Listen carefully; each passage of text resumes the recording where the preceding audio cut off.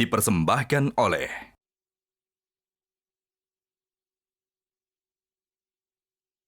Pemirsa, usai pertemuan Puan AHY, Presiden ke-6 RI sekaligus Ketua Majelis Tinggi Partai Demokrat Susilo Bambang Yudhoyono mengutarakan mimpinya bertemu dengan Presiden Joko Widodo, Presiden ke-5 RI Megawati Soekarnoputri, hingga Presiden ke-8 RI. Jika mimpi SBY adalah bunga tidur, tentu sulit buat kita menafsirkannya. Namun, jika mimpi SBY adalah harapan, maka tentu tafsirnya bisa beragam. Apakah mimpi SBY naik kereta bareng Mega adalah harapan untuk rekonsiliasi dari masa lalu? Apakah mimpi SBY adalah harapan agar terbentuk pasangan capres-cawapres yang direstui SBY, Jokowi, dan Mega? Sehingga dengan kata lain Demokrat siap meninggalkan koalisi perubahan dan pindah ke gerbong baru? Inilah kontroversi selengkapnya SBY mendadak mimpi bersama saya Zilvia Iskandar.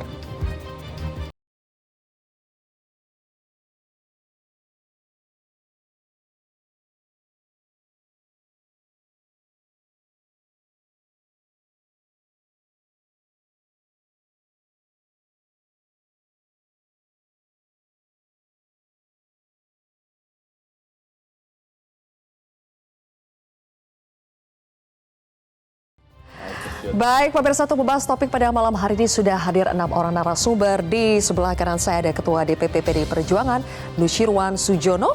Kemudian ada Ketua DPP Partai Nasdem, Effendi Khoiri atau Gus Coy. Berikutnya ada analis politik Ahmad Khoirul Umam. Kemudian di sebelah kiri saya adalah Wasekjen Partai Demokrat Renanda Bahtar. Kemudian ada juga juru bicara Anies Baswedan Sudirman Said. Dan juga analis politik Rocky Gerung. Selamat malam Bapak-Bapak. Terima kasih sudah hadir di kontroversi pada malam hari ini. Saya ingin langsung ke Mas Renanda. Apakah mimpi SBY naik kereta bareng Mega itu adalah harapan untuk rekonsiliasi dari masa lalu? Ya, ini lebih ke mimpi seorang negarawan ya, yang mendambakan dia sebagai mantan presiden ini, para pemimpin-pemimpin negara yang pernah memimpin negeri ini, presiden-presiden baik yang pertama sampai terakhir, yang masih ada tentunya, itu bisa guyup, bisa duduk bersama, berbincang tentang Indonesia, berbincang tentang tantangan, peluang, dan tuturi handayani. Mereka juga urun pikir, urun pengalaman, urun masukan untuk memastikan pemimpin yang baru ini mendapat manfaat dari pengalaman mereka dan tentu mendorong supaya pemimpin yang ada memimpin saat ini bisa lebih sukses dari mereka. Tentu supaya itu bisa terwujud kan harus ada yang di-clearkan nih. Kalau betul ada pengalaman pahit di masa lalu kan harus di-clearkan terlebih dahulu. Jadi betul ada harapan untuk rekonsiliasi dari pengalaman masa lalu. Begini, kalau Pak SBY itu selalu, sepengetahuan saya, orangnya itu selalu punya filosofi itu less the past, ya kan? And be best friend in the present gitu. Jadi artinya tentu kita tahu bukan tidak ada masalah-masalah antara misalnya perbedaan antara Pak SBY dengan Pak Jokowi, dengan Ibu Mega, kita semua tahu.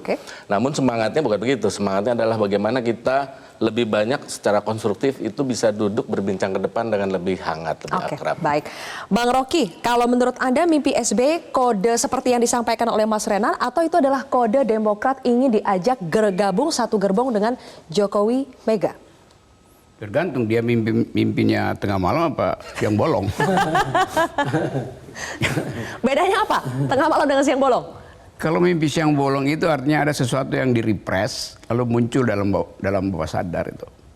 Kalau dia mimpi tengah malam itu artinya dia mau energi batinnya yang sifatnya mengeksekusi dikendalikan oleh energi akalnya yang sifatnya kalkulasi. Dapat poinnya. Oke, jadi itu kan kalau mimpi bunga tidur, tapi ini kan sepertinya mimpi harapan. Jadi kalau dibaca itu sebagai harapan, apakah Anda melihat itu harapan SBY gabung? Nggak ada mimpi yang sifatnya harapan. Mimpi selalu mendesakkan orang ketika dia nggak punya harapan justru. Kalau dia punya harapan, dia nggak perlu mimpi.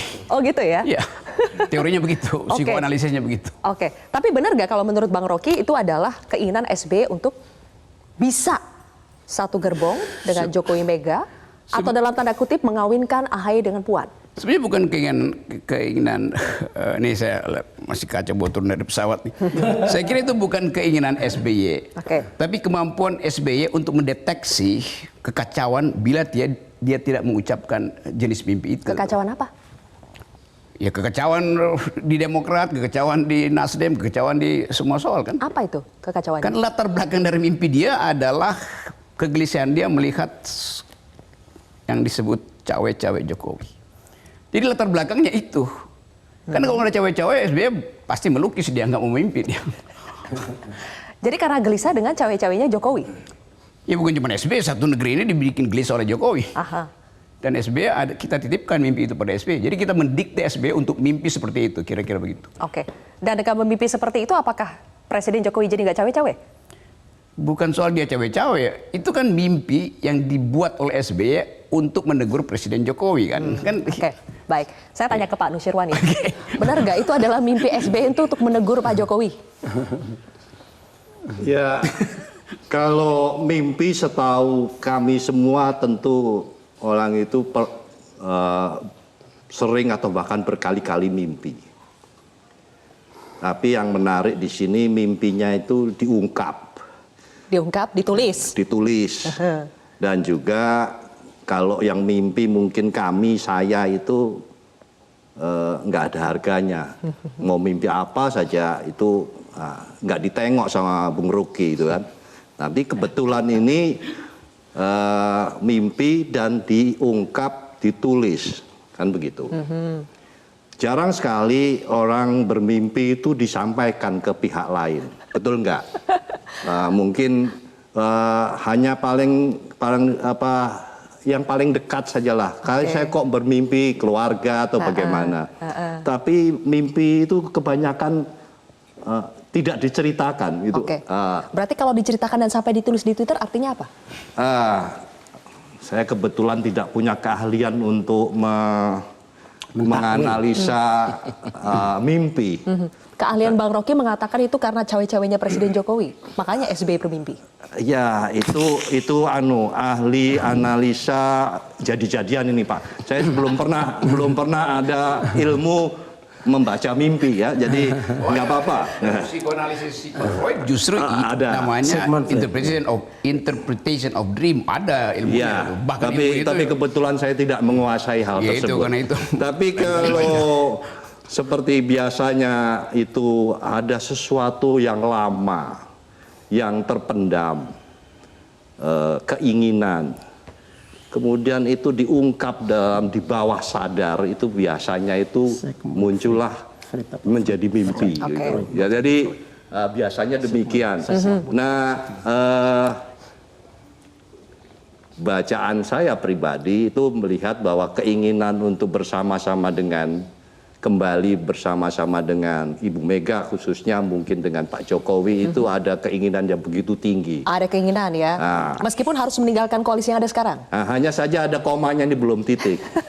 Di dalam catatan mimpi tersebut, ini menarik. Kalau saya tidak salah membaca itu ingin dijemput. Ya. Ingin dijemput dan pergi bersama-sama ke stasiun. Ya. Yang menjemput ini adalah seorang presiden. Nah, kemudian juga ditunggu oleh Ibu Megawati di stasiun. Kalau saya tidak salah membaca mimpinya begitu. Baik, ya Mas, benar. Berarti ada kaitannya ya? Nah, ada kaitannya dengan Presiden Jokowi. Tapi ini agak menariknya karena yang diminta untuk menjemput itu penilaian apapun juga ada strata di dalam tata pemerintahan. Keinginan untuk dijemput oleh presiden. Nah, ini ada unsur yang lain. Ini maka kita simpan dulu itu Pak Nusirwan. Itu menarik untuk dibahas satu segmen tersendiri. Apa sih kenapa Presiden Jokowi yang disuruh menjemput? Apakah Presiden Jokowi mau diminta untuk menjadi jembatan komunikasi? Tapi kita simpan dulu ya di segmen berikutnya, kata itu menarik. Mas Dirman, saya tanya dulu. Anies menyambut baik mimpi SBY, pendukung mimpi SBY, atau justru khawatir dengan mimpi SBY? Saya berharap yang dimimpi itu presiden yang menunggu di stasiun Gambir adalah Anies. Karena dibayangkan begini, kata mimpi itu, Pak Jokowi sebagai mantan presiden menjemput Pak SBY, kemudian menjemput Bu Mega bersama-sama ke Gambir. Itu maknanya adalah yang paling junior, yang muda gitu ya, menjemput yang lebih senior, kemudian menjemput lagi Bu Mega. Di Gambir sudah ditunggu oleh Presiden ke-8 dan saya berharap Yang menunggu adalah nanti Pak Anies gitu. Jadi Anies bakal happy dengan mimpi SBY kalau presiden ke-8-nya Anies ya. Tapi saya mau nambahin sedikit komentar. Jadi ada dua menurut saya. Satu adalah dikatakan oleh Bung Rocky tadi, mimpi itu kadang-kadang harapan yang tidak terwujud. Dan menurut saya itu mewakili harapan sebagian besar masyarakat. Karena kita ingin para mantan presiden itu betul-betul menyelesaikan tugasnya, kemudian sebagai negarawan, terus antar beliau-beliau menjadi warga negara yang rukun dan memberikan contoh pada masyarakat. Yang kedua juga itu wujud kegelisahan tadi, bahwa barangkali ada harapan, ada hal-hal yang di dalam pikirannya Pak SBY itu tidak pas di dalam penyelenggaraan negara sekarang. Oke. Termasuk dari soal Seperti yang tadi cawe-cawenya Presiden Jokowi. Iya. Tapi juga soal kultur atau kebiasaan bahwa setelah berhenti itu bisakah kita membuat satu kultur baru gitu. Oke. Kemudian tadi membawa satu suasana yang mendamaikan, suasana yang walaupun politiknya berbeda tapi mereka adalah negarawan yang level yang sangat tinggi dan tidak lagi berpikir soal politik praktis. Ya, levelnya harus negarawan ya. Gus Coy, Nasdem masih yakin nggak Anies yang dimaksud Presiden ke-8 oleh SBY? Sebelum jawab itu saya mau ini dulu, kita posisikan arti mimpi dulu. Kalau definisinya Sigmund Freud, itu adalah mimpi adalah ekspresi dari sebuah perasaan, pikiran, harapan, kegundaan, pokoknya semua ekspresi itu. Kalau itu tidur, mimpi itu dalam keadaan tidur, itu ada 3 jenis. Jenis yang pertama adalah sesuatu yang terpikirkan kemudian terbawa di dalam mimpi. Nah, istilah Jawanya apa, Mam? Impi-impin. Nah, jadi terbawa oleh mimpi. Ini tidak memiliki makna yang terlalu dalam. Ya. Kan? Yang kedua adalah mimpi diganggu oleh setan yang terkutuk. Karena ketika mau tidur tidak membaca sesuatu, tidak membaca doa-doa, diganggu oleh setan. Ya. Yang ketiga adalah mimpi petunjuk dari Allah, dari Tuhan. Karena ketika mau tidur dia membaca doa-doa, membaca Al-Quran, sholat dan segala macam. Ini pun tergantung waktunya. Ketika siang hari itu mimpi kehendak setan. Kalau jam 2, jam 3, setengah 4, kira-kira jam-jam sahur, itu biasanya mimpi, itu petunjuk dari Tuhan. Karena pada saat itu Tuhan turun ke bumi. Okay. Nah, dalam konteks Pak SBY, yang ini? Dalam konteks Pak SBY, ya, saya tidak tahu, ini belum ada penjelasannya di situ. Nggak ada keterangan waktunya, dalam konteks, kapan mimpinya. Karena tidur atau mimpi dalam satu istilah yang digunakan, punya harapan, punya impian, punya keinginan dalam keadaan sadar. Baik. Tapi kemudian itu semua direpresentasikan dengan narasi mimpi. Karena ini mimpi yang diungkapkan, apapun ceritanya, apakah tidur, apa enggak tidur. Tapi karena yang bicara, apalagi ditulis, itu Pak SBY, mantan presiden. Mantan presiden, maka itu penting untuk kita takwil. Jadi kalau istilah mimpi itu istilahnya bukan tafsir, tapi takwil. Takwil, oke. Dan ahli takwil sepanjang sejarah dalam hidup manusia ini, yang ahli hanya Nabi Yusuf. Baik. Nah, Nabi Yusuf. Jadi yang lain-lain itu sedikit ilmunya untuk jadi susah lah ya kita menafsirkan itu. Sedikit tapi ilmu. dalam Hanya Yusuf. Oke, tapi Nasdem Yusuf siapa? Yusuf Kala. Nabi Yusuf, zaman Fir'aun ya. Nah, tapi saya memberi makna singkat bahwa pertanyaan tadi, Gus Coy jawabannya apa? Ya. Jadi Presiden ke-8-nya siapa ini? Ya. Jadi saya mencoba mentakwil dengan pengetahuan yang biasa ya. Tidak seperti, tentu saja tidak seperti Nabi Yusuf. Saya berprasangka baik, mentakwil secara baik bahwa mimpi Pak SBY itu adalah mimpi yang indah untuk Indonesia. Karena itu kereta. Baik. Diumpamakan dalam kereta dengan orang-orang yang disebut tadi. Oke. Saya ingat betul Rois Am PBNU ketika pidato dalam Muktamar NU. NU itu ibarat kereta. Kereta. Kenapa kereta? Karena di dalam kereta itu yang numpang banyak. Ada orang pintar, bodoh, profesor dan macam-macam itu. Baik. Dan ada masinisnya. Juga ada terminal-terminal, stasiun antara. Baik, sampai pada tujuan. Nah, Pak SBY, saya tafsiri, saya takwili, dia ingin Dia bersama Ibu Mega, bersama Pak Jokowi dalam kereta. Kereta Makanya itu menurut umpamanya saya adalah Indonesia. kereta Indonesia. Kereta Oke. Indonesia. Baik. Indonesia ini selalu ada pergantian kepemimpinan. Ya. Tapi tujuan Indonesia sebetulnya jelas dalam konstitusi, dalam pembukaan. Gus Coy, kita harus jeda lagi Marilah ya. para pemimpin sama-sama di situ. Kira-kira. Mari sama-sama, baik. Mas Umam, tadi pertanyaan saya adalah apakah mimpi SBY itu bisa kita baca bahwa ada keinginan untuk bergabung satu gerbong dengan Jokowi Mega yang artinya memasangkan Puan dengan AHY. Boleh dibahas nanti, kita harus jeda terlebih dahulu pemirsa, sesaat lagi.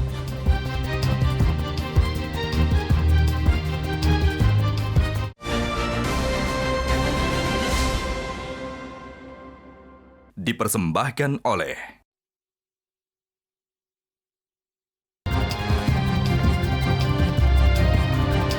Baik, Mas Umam, dari kronologi mimpinya Pak SBY, Anda membaca kalau ada keinginan Pak SBY untuk bergabung dengan gerbongnya Pak Jokowi dengan Bu Mega? Potensi bergabung tentu memungkinkan, dan apa yang tadi disampaikan oleh teman-teman semuanya, apalagi Gus Coy, memang di satu sisi menjadi politisi, tapi kalau bicara mimpi NU-nya keluar itu. Nah, maka kemudian bisa dimaknai bahwa ini bisa jadi menjadi sebuah ekspektasi. Tetapi ketika kemudian dimunculkan, dihadirkan ke publik oleh Pak SBY, maka dia akan memiliki bobot politik yang kemudian bisa ditafsir oleh beragam pihak. Tetapi kalau misal kemudian kita ikuti perdebatan, termasuk juga dari berbagai elemen, maka kemudian ekspektasi itu membuka ruang bagi masuknya, jadi bukan hanya konteks politik rekonsiliasi, tetapi juga memunculkan embrio bagi hadirnya kerjasama strategik. Mungkin bisa saja bukan hanya dalam konteks pemilu 2024, tetapi juga beyond pasca 2024. Nah, oleh karena itu kita mencermati ini sebagai sebuah pesan. Saat beberapa hal cukup setuju dengan ada pesan ketika kemudian Pak SBY menunjukkan satu gerbong. Itu mengindikasikan bahwa kemudian tidak ada satu barrier di antara tiga pemimpin negeri itu. Tetapi di saat yang sama, kalau misal kemudian itu bisa tercipta, maka harus ada netralitas kekuasaan yang kemudian membuat semua pihak legowo. Nah, oleh karena itu pesan ini yang menjadi penting untuk direfleksikan bersama. Apakah relevan ataukah justru menghadirkan spekulasi baru? Oke, ada 3 presiden setidaknya yang disebut oleh SBY nih, Bang Rocky. SBY sendiri, kemudian Pak Jokowi dengan Bu Mega. 3 presiden, tapi presiden ke-8-nya belum disebut. Apakah ini berarti SBY ingin ada 3 kingmaker ini menentukan satu nama untuk presiden ke-8 nanti? Saya anggap itu mungkin mimpi berikutnya begitu. Seri ya, berseri mimpinya ya? Seri. Saya batasi dulu interpretasi saya pada soal current issues itu. Atau today's politics itu. Kan SBY menangkap gejala kemandekan politik, kemacetan pemilu, ada kasus Partai Demokrat yang mau dirampok oleh Muldoko, segala macam tuh. Jadi bagian itu sebetulnya yang menggelisahkan. Dan kalau saya kasih tafsir berikutnya, bisa juga keretanya nggak jadi jalan. Karena kira-kira 300 meter dari stasiun Gambir ada sebuah menara yang bakal runtuh tuh. Menara BTS. Waduh. Ya, dia akan jatuh pas di Gambir, keretanya nggak bisa jalan. Ini mimpi baru. Itu juga mesti dijadikan sebagai variabel dalam tafsir. Who knows itu? Oke, jadi ada banyak halangan, bisa jadi ada banyak halangan untuk sampai ke stasiun Gambir. Iya, keretanya bisa terhalang oleh runtuhnya sang menara. Saya pikir ini dicampur aduk kan antara mimpi Pak SBY dan mimpinya Bang Rocky. Saya menghendaki itu bukan. Tapi Bang Rocky dari tadi dengan narasi ada kegelisahan SBY, kita langsung tanyakan ke Mas Renan, benarkah dalam mimpi SBY itu ada kegelisahan karena ini dalam konteks Pilpres 2024 ada cawe-cawenya Presiden Jokowi? Oke. Kalau Pak SBY memang dari dulu ya, memang dia selalu punya keinginan kuat, punya kerinduan untuk itu bisa terjadi. Dari dulu suka sampaikan itu. Betapa indahnya kalau para mantan pemimpin, mantan-mantan presiden bisa duduk guyup bareng bicarakan satu negara tanpa ada masalah. Karena kita ingat sebenarnya kalau kita perhatikan perjalanan sejarah kan dari Soekarno kemudian ke Pak Harto itu kan hubungannya kurang bagus. Begitu juga Pak Harto ke Pak Habibie dan kemudian juga terakhir itu Pak SBY sendiri dengan Ibu Megawati. Wajar kalau Pak SBY kemudian melihat udahlah sampai di sini saja. Ya, apapun yang terjadi kita melihat ke depan itu bisa nggak kita seperti ini mimpi saya ini supaya kita bisa duduk guyup bareng dengan pemimpin. Tentu para pemimpin ini tidak boleh dalam sisi yang salah dalam sejarah. Kalau nggak mungkin itu bisa duduk bareng, ya kan? Nah, itu yang tadi menjadi satu peringatan. Jangan sampai pemimpin ini lupa bahwa ketika dia berada dalam posisi yang salah dalam sejarah, maka ketika dia kembali ke tengah-tengah masyarakat jadi rakyat biasa, tentu sudah lain masalahnya, ya. Tidak mudah untuk kemudian dengan pemimpin lain juga bisa duduk bareng. Nah, tapi begini, ini tidak bisa mimpinya dikontekskan dengan urusan koalisi pemilu. Kenapa? Jelas di situ disampaikan ada presiden ke-8. Jadi ini mimpinya beyond. Mimpinya bukan sekarang. Mimpinya nanti, ya. Dan kemudian dijelaskan di situ bahwa Pak Jokowi, Pak SBY, Bu Mega yang muda menjemput yang lebih tua dan kembali menjemput yang lebih tua lagi, lebih senior lagi. Ini kan suatu perumpamaan dan suatu adab yang sangat baik, gitu ya. Yang beli tiketnya presiden ke-8. Dan yang kemudian yang menerima adalah presiden yang baru ke-8. Nah, itu presiden ke-8 versi SBY siapa? begini, kalau saya sebelum situ begini. Ini penting itu, Mas Renat. Gini. Pak SBY itu sebenarnya mungkin dia merefleksikan dirinya dalam mimpi itu. Kita ingat 2014 ketika Pak Jokowi terpilih, kemudian proses transisi ke istana itu Pak SBY menunggu lama itu di istana, menunggu datangnya presiden baru, pemimpin baru. Dia tunggu dengan karpet merah, dia berikan ucapan selamat dan dia antar. Nah, ini kan yang sebenarnya harusnya menjadi satu hal yang adab yang bagus.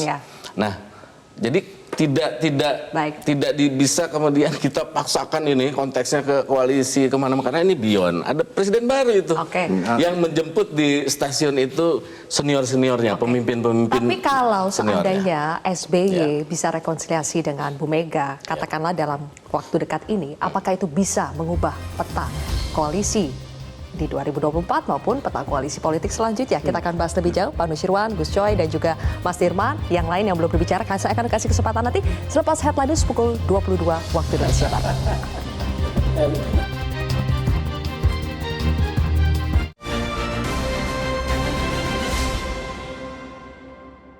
Dipersembahkan oleh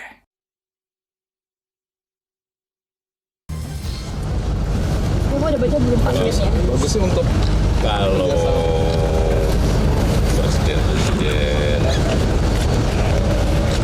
mantan presiden kerjasama bersama-sama membangun negara ini,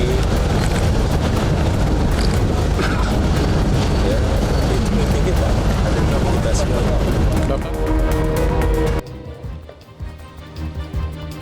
Kembali lagi di kontroversi, pemirsa, masih dengan topik SBY mendadak mimpi, Pak Nusirwan. Jadi apakah Presiden Jokowi itu adalah orang yang tepat jadi jembatan komunikasi SBY Mega? Ya, saya ingin melanjutkan rekan saya yang mulia ini tadi menyebut kegelisahan. Saya ada sisi yang agak lain, ada di sampingnya kegelisahan. Itu juga bisa merupakan, mohon maaf karena ini mimpi ya, boleh toh bebas orang menginterpretasikan. Nah, saya menilai ada aspek lain, yaitu refleksi dari evaluasi perjalanan selama ini. Mohon maaf, mungkin Pak SBY baru menyadari ada sesuatu yang keliru, ada sesuatu yang tidak tepat. Karena kalau mengikuti perjalanan beliau dari 2004 ya, memimpin ya Pak Dirman ya, 2004, 2009, 2014, 10 tahun terus sampai sekarang. Ini komunikasi itu tampaknya tidak begitu, publik pun mengetahui tidak begitu terjalin dengan baik. Komunikasi siapa?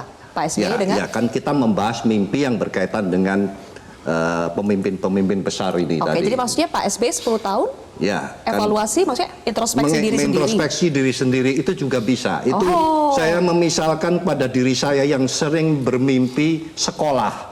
Ujian, mau menghadapi ujian yang hampir telat begitu, saya mengulang-ulang kembali di mimpi saya. Nah, itu adalah sebuah kesalahan saya. Nah, ini saya terapkan, kan tadi saya katakan orang boleh menginterpretasikan mimpi ya. Baik. Nah, Tapi jadi di samping sebuah kegelisahan mungkin ada sisi yang lain. Wah ya selama ini saya mungkin ada yang tidak tepat dari diri saya yang seharusnya tidak saya lakukan. Oke, kalau misalnya ada yang tidak tepat dan apakah butuh Pak Jokowi? Nah itulah perwujudannya menjadi munculnya beberapa figur pada kondisi sekarang. Mohon maaf Gus Coy, peranan beliau tidak begitu tampak di dalam kancah politik nasional beberapa waktu terakhir ini. Peranan Pak SBY? Ya, Oke. Sehingga mungkin menjadi hasil dari evaluasi yang saya tadi katakan sebuah kegelisahan atau katakanlah menyadari atas apa yang selama ini dirasakan, munculnya puncaknya, eskalasinya itu pada mimpi yang muncul ini tadi.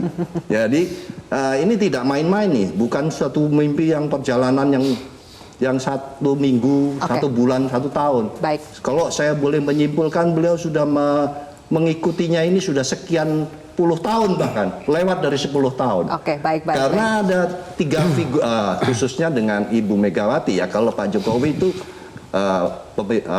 presiden pada periode 2014 sampai sekarang, lebih pendek. Oke. Ya, jadi saya melihat ini mudah-mudahan apabila salah saya ya mohon maaf karena itu interpretasi saya gitu. Baik, ya. oke. Ya, menyadari sesuatu hal yang tidak tepat yang selama ini saya lakukan. Itu kira-kira demikian. Oke, tapi kalau yang Mas Umam lihat, Presiden Jokowi kan bilang mimpi SBY itu mimpi kita semua. Bagus kalau presiden, mantan presiden bekerja sama membangun bangsa.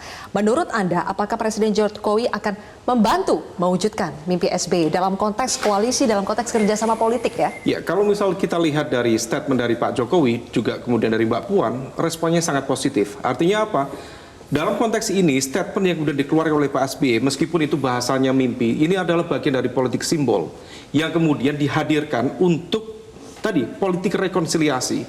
Tetapi di saat yang sama, sebenarnya juga apa yang disampaikan Pak SBY bisa saja kemudian itu menjadi refleksi atas dinamika situasi politik yang belakangan muncul. Ya. Karena ada satu situasi yang tidak pernah terjadi selama hampir 2 dekade berjalan, dan segala sesuatu yang kita persepsikan tidak mungkin sekarang menjadi mungkin. Ya, sesuatu yang kemudian proses rekonsiliasi antara PDIP dan Demokrat tidak mungkin sekarang menjadi mungkin.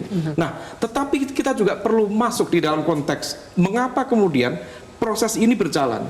Betulkah Pak Jokowi menjadi deadlock breaker ataukah justru di presiden terpilih yang akan menjadi deadlock breaker selanjutnya? Tetapi saya menduga Mbak Zilvia bahwa ada manuver, ada kalkulasi yang sangat penting di balik manuver dari PDIP sendiri. Ya. Dalam konteks ini perlu dicermati bahwa ada satu situasi di mana sepertinya teman-teman PDIP masih merasa insecure. Meskipun sudah mendeklarasikan Pak Ganjar, tetapi basis dukungan yang dimiliki oleh Pak Ganjar selain dari PDIP per hari ini masih yang ada dari Partai Senayan adalah P3. Kita tahu P3 sendiri adalah satu partai yang entitas elektabilitasnya per hari ini relatif cukup tipis, 4,52%. Artinya hanya 0,52% di atas ambang batas parliamentary threshold. Jika kemudian memang P3 bisa mempertahankan di 2024, syukur alhamdulillah. Tapi kalau misal tidak bisa, maka berpotensi nanti Pak Ganjar dan juga PDIP menjadi the lonely wolf. Apakah karena insecurity itu makanya akhirnya ada pertemuan itulah AHY Puan? Kemudian ada semacam sense of urgency. Kita tidak pernah membayangkan bagaimana kemudian teman-teman di PDIP misalnya membayangkan pendeklarasian Pak Ganjar akan diikuti dengan euforia masuknya gelombang dukungan. Tetapi situasi berbeda. Itulah kenapa kita bisa memahami Pak Hasto datang ke PKB. Pak Hasto juga membuka ruang komunikasi yang sangat produktif dengan Demokrat. Yang dulu tidak mungkin sekarang menjadi mungkin. Kenapa? Karena kalau misal kemudian masuk dengan di 2 putaran dengan asumsi basis elektabilitas 1 tahun terakhir, maka kemudian pertaruhannya adalah Ganjar dan juga Pak Prabowo. Kalau misal itu hadir, Kalau misal kemudian 3 gerbong kekuatan politik pendukung Mas Anies kemudian ngeblok ke Pak Prabowo, maka ini akan menjadi sebuah ancaman serius bagi PDIP dan juga Pak Ganjar. Inilah yang sepertinya sedang direspon secara cerdas dan PDIP sendiri juga mencoba untuk mengkalkulasikan ini. Baik. Nah, ini yang kemudian disimulasikan sehingga kemudian ego politik diturunkan, kemudian ruang negosiasi dibuka, dan inilah kemudian tercipta Kalau ini rekonsiliasi. adalah strategi, Gus Coy, apakah ini bisa membuat koalisi perubahan juga jadi insecure karena partnernya saat ini Demokrat sepertinya sedang digoda sana sini? Keimanan Demokrat kuat sekali, jadi nggak akan goyah oleh amuan setan atau amuan jin atau yang lain-lain, apalagi amuan manusia biasa, nggak akan goyah. Tapi saya mau tetap memberikan takwil ini. Jadi simbolnya di situ ada 3, kereta. Terus yang di situ manusianya disebut-sebut adalah presiden, pemimpin tertinggi. Di situ adalah menuju ke tempat masing-masing, ya kan? Di tempat masing-masing. Takwil saya tentang ini adalah 1, kita di Indonesia. Jadi gerbong kereta ini adalah Indonesia. Jadi yang dipikirkan Pak SBY itu Indonesia. Karena presiden itu jabatan tertinggi, sudah nggak ada lagi jabatan yang top dari itu. Maka kemudian dia sebut orang-orang yang menjabat jabatan tertinggi, 3 orang. Kemudian nanti ada yang menyebut, ada yang baru. Pak SBY semacam memimpikan atau bukan menghayal, ingin mencontoh seperti Amerika, sebuah negara mantan-mantan presiden, mereka bercengkerama memikirkan masa depan negaranya, kemudian itu masukan-masukan diberikan kepada presiden yang sedang berjalan. Ini kan luar biasa. Ya. Ini menurut saya mimpi ini petunjuk Tuhan ini. Jadi ini mimpinya pada saat sahur. Jadi petunjuk Tuhan. Tapi kita tidak bisa lama-lama di kemudian ya, menuju ke rumahnya, karena presiden maka dia perlu istirahat di tempatnya masing-masing. Tapi dalam keadaan dibutuhkan dia harus kumpul lagi, ngopi lagi, ya, kemudian bercengkrama lagi. Saya kira ini mimpi. Nah, kaitannya dengan koalisi segala macam nggak ada koalisi. Semua akan berjalan sebagaimana keinginan masing-masing. Oke, kalau Mas Dirman jadi insecure tidak sih? Saat ini kan ada upaya AHY ketemu Puan, kemudian tiba-tiba SBY cuit. Apakah itu adalah Anda baca sebagai upaya untuk menekan Anies supaya cepat-cepat mengumumkan cawapres, dan syukur-syukur kalau itu adalah AHY? Saya ingin meluruskan sedikit soal Presiden Club, klub para mantan presiden di Amerika itu. Itu yang menginisiasi kalau nggak salah Harry Truman. Jadi dia mengambil inisiatif, kemudian ada satu kisah misalnya dari mulai yang berat-berat sampai yang ringan-ringan. Clinton itu mendapat pelajaran bagaimana menghormat yang baik itu dari Reagan. Jadi 70 menit dia kursus, kemudian setelah itu dia kasih hadiah. Jadi interaksi antar mantan presiden itu luar biasa. Dan di sana juga tempat belajar presiden yang sedang berkuasa untuk mendengar para pendahulunya. Jadi barangkali bayang seperti itu yang dibayangkan oleh Pak SBY. Dan saya bisa mengerti karena Pak SBY ini kan sangat kuat dalam tata kelola kan. Penegakan hukum, governance, menghindari konflik of interest, bahkan kita ingat besannya kena pun beliau tidak cawe-cawe sama sekali gitu. Nah, jadi sangat wajar kalau melihat keadaan sekarang itu ada kegundahan, ada kegelisahan, ada harapan-harapan supaya Mbok Yao kita kembalikan cara bernegara ini ke dalam rel gitu. Itu yang mungkin menjadi pikiran-pikiran beliau selama ini. Nah, mengenai koalisi, saya bermakmum kepada Gus Coy kan, bahwa rasanya bertiga itu memang teruji dan karena berangkatnya itu karena idealisme kan. Jadi ketemu siapapun kita tidak melihat ada satu ancaman, dan malahan menurut saya semakin banyak berinteraksi itu semakin membawa kabar baik ke dalam bahwa kita semakin hari semakin kuat. Itu yang saya baca dari 3 partai di dalam koalisi. Bang Rocky, kalau Anda melihat jawaban Presiden Jokowi tadi bahwa mantan presiden bekerja sama membangun bangsa itu bagus, guyup, tapi Presiden Jokowi sendiri dengan track record dia yang selama ini berkomentar soal Pilpres, itu bisa menjadi sosok yang tepat tidak untuk mewujudkan itu? Nggak mungkin. Tidak mungkin? Nah, ada yang udah final di dalam kalkulasi Pak Jokowi.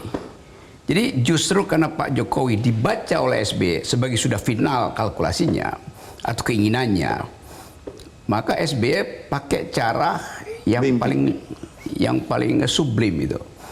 Tadi saya dengar Pak Surya Paloh bicara berapi-api itu dan bahkan kasih sinyal buat melawan itu. Kita tahu Pak Surya Paloh adalah apa namanya Wong Sumatera atau Yong Sumatera born, Yong Sumatera dengan gaya bahasa dan retorik yang kuat.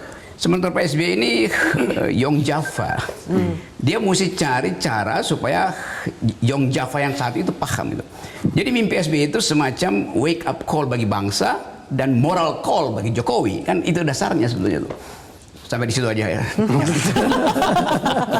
Moral call bagi Jokowi. Oke, bisa kita bahas lagi nih ya, satu segmen lagi pemirsa. Kita harus jeda terlebih dahulu, tetap di kontroversi.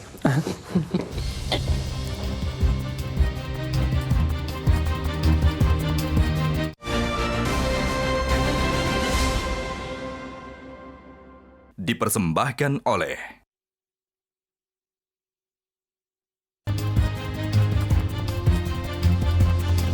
Oke, kita masuk segmen terakhir. Mas Renan, Demokrat sejauh ini adalah partai yang paling sering ditemui partai lain. Erlangga, Gus Imin, sampai Puan Maharani. Apakah benar karena imannya Demokrat ini paling rentan digoyah kalau tiket cawapresnya tidak diberikan pada AHY? Nggak ada kalau itu sih ya. Jadi sudah sampaikan Pak SBY juga pada kami, ya, walaupun Pak Erlangga waktu itu ketemu di Cikeas, kemudian Gus Imin juga ketemu di Cikeas, kemudian Pak Prabowo di Pacitan waktu itu ya, menemui Pak SBY pada saat Pak SBY lagi di Pacitan, kebetulan kami juga di sana. Clear kalau dari Pak SBY jelas bahwa dia tidak mendasarkan yang namanya pendekatan politik, komunikasi politik itu kemudian dengan gopoh ya, artinya wah ini misalnya ditawarkan gabung ini ditawarkan ini, ditawarkan kita. Beliau ini kan sudah matang sekali dalam berpolitik. Sehingga tentu melihat yang kami bahas adalah bahwa politik itu sebenarnya kan permainan persepsi dan positioning, terutama memang mengingat tidak ada lagi presiden yang incumbent nanti di 2024. Maka sangat penting untuk menentukan posisi masing-masing. Okay. Posisi Demokrat saya rasa jelas sebagai oposisi, dan tentu beliau juga sangat memperhitungkan kalau memang misalnya keluar dari positioning itu, lebih banyak kalkulasinya, lebih untung atau rugi kan begitu. Jadi sekali lagi soal itu Pak SBY sangat ajak ya pikirannya, nggak. Jadi mau tidak pernah gelisah begitu ketemu siapa langsung berubah atau gelisah kemudian tergoda. Posisi Demokrat tetap bersama koalisi perubahan meskipun nanti cawapresnya mungkin bukan Anies? Iya, kan itu kita harus konsisten. Kita sudah sampaikan seperti itu. Kita sudah punya kriteria, kita sudah sekarang Mas Anies. Tapi yang jelas sekali lagi balik ke mimpi, saya cuma mau kasih sedikit closing saja bahwa intinya adalah karena tidak semua pemimpin ini bersahabat setelah turun, ya. Dan kemudian juga baru Pak SBY yang memimpin 10 tahun juga soft landing. Yang lain tuh kan tidak soft landingnya. Pak SBY sekali lagi ingin mengingatkan jangan sampai kita tidak bisa bersahabat, nanti kira-kira nggak bisa seperti itu kalau memang berada dalam sisi salah sejarah. Itu poin yang paling menurut saya menjadi inti dalam mimpinya Pak SBY. Inti, baik. Jadi Mas Dirman, apapun itu tekanan dari luar maupun tekanan dari dalam, apakah bisa menekan Anies untuk menjadikan AHY atau sosok siapa yang ingin diinginkan itu menjadi cawapresnya? Ya, jadi kita beruntung punya piagam koalisi, di mana disebutkan bahwa soal cawapres itu menjadi tugas atau kewenangan Mbak Anies untuk akhirnya memutuskan, meskipun seluruh partai memang boleh mengajukan nama-nama, dan selama ini kita bicara. Nah, berkaitan dengan tadi berinteraksi dengan siapapun, kabar baiknya adalah bahwa di dalam tim ini alhamdulillah mau bertemu siapa kita mendapat info, setelah bertemu juga kita dapat info. Jadi istilahnya tidak ada dusta di antara kita. Jadi karena itu semuanya tenang-tenang saja, dan sekali lagi kabar baik yang ingin disampaikan pada masyarakat adalah politik ini jangan didanggalkan gitu ya. Seolah-olah kalau habis bertemu Bang Rocky maka kemudian saya seperti Rocky juga, kan belum tentu juga kan. Jadi bertemu dengan siapa saja tapi masing-masing punya garis dan saling menghormati. Dan saya kira sekali kalau ngomong mengenai mimpi tadi, itu harapan kita semua bahwa seluruh pihak terutama tokoh-tokoh bangsa itu kita harapkan tetap berinteraksi, berkomunikasi, silaturahmi supaya politik ini menjadi adem, menjadi dingin. Pak Nusirwan, singkat, ada juga yang ingin menduetkan, bahkan memang AHY masuk dalam daftar cawapresnya Ganjar ya. Kalau AHY jadi cawapresnya Ganjar, apakah itu mimpi juga? Saya kembali ke mimpi dulu ya. Sudah segmen terakhir ini. Nggak apa-apa, tapi minimal saja. bahwa berkaitan dengan mimpi Pak SBY, kami melihat satu hal sudah bisa tercapai, yaitu munculnya perhatian terhadap beliau. Dan itu terlihat dari acara malam hari ini ada kontroversi yang membahas soal mimpi. Artinya program tersebut, artinya program mimpi gitu ya. Nah itu sudah bisa terjawab. Nah, berkaitan dengan kepemimpinan, tentu apalagi sebuah pimpinan nasional, tinjauannya legacy yang diberikan masing-masing pemimpin pada masa demi masa itu tidak bisa kita paksakan. Pak rakyat tentu akan menilai masing-masing pemimpin itu bagaimana. Maka peran dari mantan atau katakanlah yang sudah tidak menjadi pimpinan lagi itu tergantung dari pada saat proses memimpin. Dan legacy itu tidak bisa ditawar ya. Peranan itu pada akhirnya akan ditinjau kembali oleh rakyat masing-masing untuk menilainya. Bang Rocky, terakhir ini saya sudah dipesankan SBY sebaiknya terus bermimpi Demokrat, PDIP bisa berrekonsiliasi dan berkoalisi suatu hari nanti, atau lebih baik kubur saja mimpi itu? Saya kira SBY punya harapan bahwa sama seperti siapa dulu pemimpin kulit hitam itu, Nelson Mandela. Bukan, I have a dream. Martin Luther King. Martin Luther King. Dia berupaya untuk bikin wake up call dengan mengucapkan satu waktu we shall overcome. Kita akan dapat atasi kesulitan-kesulitan rasisme di Amerika waktu itu. Sialnya Martin Luther Junior terbunuh itu. Nah, SBY tentu berpikir bahwa usia Republik harusnya sudah berdamai itu. Dan itu bagian yang penting. Nah, dalam segi itu saya anggap Pak SBY itu dia selain punya keahlian politik, dia juga punya kelihayan politik. Nah, mimpi ini sebagai kelihayan dia untuk memberitahu pada bangsa ada hal yang buruk yang sedang berlangsung. Wake up call. Gus Coy, kalau itu adalah wake up call, berarti apakah berbagai isu penjagalan Anies baik dari eksternal maupun internal, Nasdem tetap yakin Anies akan terdaftar di KPU nanti? Insya Allah, kami yakin, ainul yakin, hakul yakin bisa daftar ke KPU. Amin. Mimpinya Pak SBY, kita berharap, kita mendoakan terwujud. Karena mimpinya sederhana, awal itu bisa berkomunikasi antar mantan pemimpin presiden. Lebih bagus lagi, bukan hanya ngobrol-ngobrol di warung kopi atau di restoran mana, tapi saling mengunjungi ke rumah-rumahnya. Mudah-mudahan itu bisa terwujud. Mudah-mudahan mimpi itu. Inilah keteladanan yang akan diberikan pada Republik. Itu adalah keteladanan baik. Terima kasih Bapak-Bapak sekalian. Terima kasih sudah hadir bergabung bersama kami di Kontroversi. Hari ini kita jumpa lagi dalam episode Kontroversi minggu depan. Saya Zilvia Iskandar, pamit undur diri. Selamat malam.